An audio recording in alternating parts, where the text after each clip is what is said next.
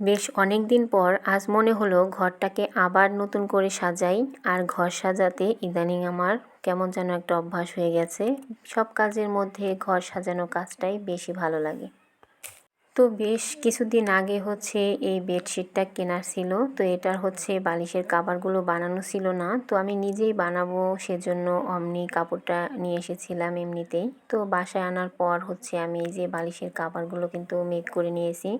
আর আজকে হচ্ছে আমি বিছানার চাদরটা হচ্ছে পেতে দেখব এটা হচ্ছে বিছানাতে কেমন লাগে। তো আমি হচ্ছে ঘরের পর্দাগুলো চেঞ্জ করেছি, তো সেগুলো তো আমি লাগিয়ে নিয়েছি। আর এই যে আমাদের বাঙালিদের অভ্যাস, যত যাই ঘরের মধ্যে দিয়ে থাকুক না কেন, বিছানার নিচে আমাদের কিছু কাগজপত্র থাকবেই। এটা হয়তো শুধু আমার একার না, অনেক আপু ভাইয়াদেরই অভ্যাস আছে এই কাজটা। বিছানার নিচে যাই হোক না কেন সবটা আমরা এনে রেখে দিই। তো চাদরটা কিন্তু আমি একদমই সুন্দরভাবে বিছিয়ে নিয়েছি। এখন হচ্ছে আমি বালিশের কাভারগুলো পরিয়ে নেব। তো বালিশের যে কাভারটা পরানো ছিল সেগুলো আমি খুলে নিয়েছি। আর এখন হচ্ছে কাভারগুলো পরিয়ে নিতেছি। আসলে ঘরের মধ্যে সব কিছু একটু ওলটপালট করে এক জায়গার জিনিস অন্য জায়গায় রাখলে, তো মাঝে মাঝেই আমি হচ্ছে ঘরের মধ্যে একটা জায়গার জিনিস অন্য জায়গাতে রেখে ঘরটাকে একটু নতুন নতুন লাগে, মনে হয় যেন নতুন কোথাও এসেছি। আর একঘেয়েমি একটা জিনিস দেখতে দেখতে নিজের কাছেও কেমন যেন ভালো লাগে না। প্রতিটা মেয়েদের কাছেই জিজ্ঞাসা করলে দেখা যাবে যে তাদের শখের মধ্যে প্রথম শখটাই কিন্তু এই ঘর সাজানো। আর এই যে বিবাহিত মেয়েরা ঘরটাকে সুন্দরভাবে সাজিয়ে রাখতে বেশি পছন্দ করে।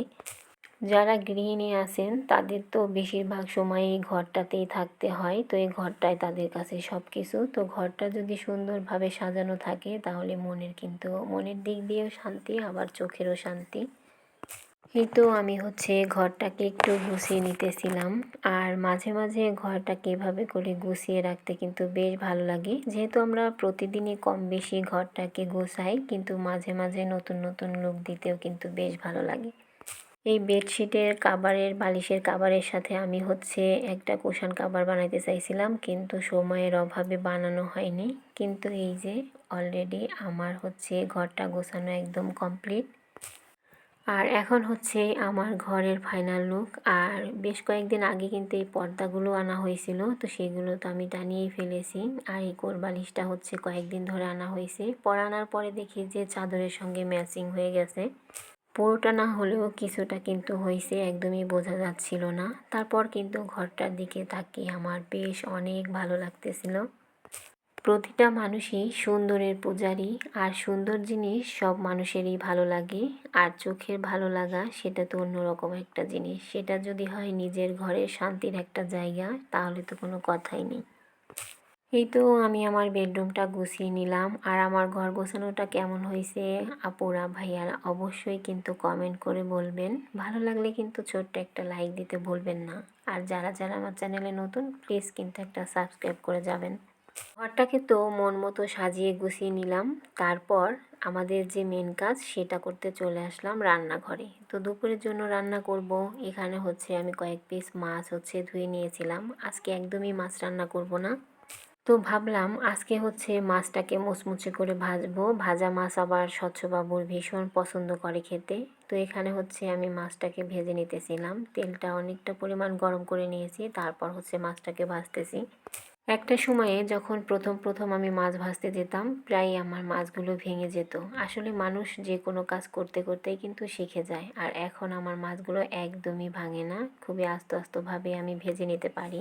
আসলে তখন না বুঝে হচ্ছে কাজ করতে যেতাম। তো সবার ক্ষেত্রে হয়তো প্রথম প্রথম কোনো কাজ করতে গেলে অমনই হতো, তো ভেঙে একদমই ঝরঝরা হয়ে যেত। আর ভাবতাম সবাই কত সুন্দর আস্তে আস্তে করে ভাজে আর আমারগুলো ভেঙে যায় কেন। এখন হয়তো বুঝতে পারি। তো একটা চুলার মধ্যে আমি হচ্ছে মাছটা ভেজে নিতেছি। আর এদিকে হচ্ছে আমি আজকে গরুর ফ্যাপসা ভুনা করব। তো মশলাটা কষিয়ে নিয়েছি আর ফ্যাপসাগুলোকে কেটে ধুয়ে পরিষ্কার করে নিয়েছি। এখন হচ্ছে এই যে মশলার সঙ্গে হচ্ছে কষা করে রান্না করব। অনেক সময় আমি এটা হচ্ছে এমনিতেই হাতে মেখে চুলাতে বসিয়ে দিই, তো রান্নাটা খুব তাড়াতাড়ি হয়ে যায়। তো আজকে মনে হলো মাছটা ভাজতে ভাজতে আমি একটু এগুলো কষিয়ে তারপর হচ্ছে রান্নাটা করে নিই। তো এই যে দেখুন রান্নাগুলো কিন্তু একদম হয়ে গেছে। এই মাছ ভাজাটা এত লোভনীয় হয়েছিল, খেতেও কিন্তু ভীষণ ভালো লেগেছিল গরম ভাতের সাথে। তো এই যে আমি সব খাবারগুলো টেবিলে দিয়ে দিয়েছি। এখন যেহেতু দুপুর হয়ে এসেছে, এখানে হচ্ছে গরুর ফ্যাপসা, তারপর হচ্ছে মাছ ভাজা, ফুলকপি আর আলু দিয়ে একটা তরকারি সবজি রান্না করেছিলাম, তো আর ছিল ভাত। এগুলোই হচ্ছে আমাদের দুপুরের খাবার। তো সবার খাওয়া দাওয়া হয়ে গেছে, আমি হচ্ছে সবার পরে খেয়েছিলাম। তো এই যে আমার খাবারগুলো বেড়ে নিয়েছি। তো সবাই ভালো থাকবেন, আজ এ পর্যন্তই, আল্লাহ হাফেজ।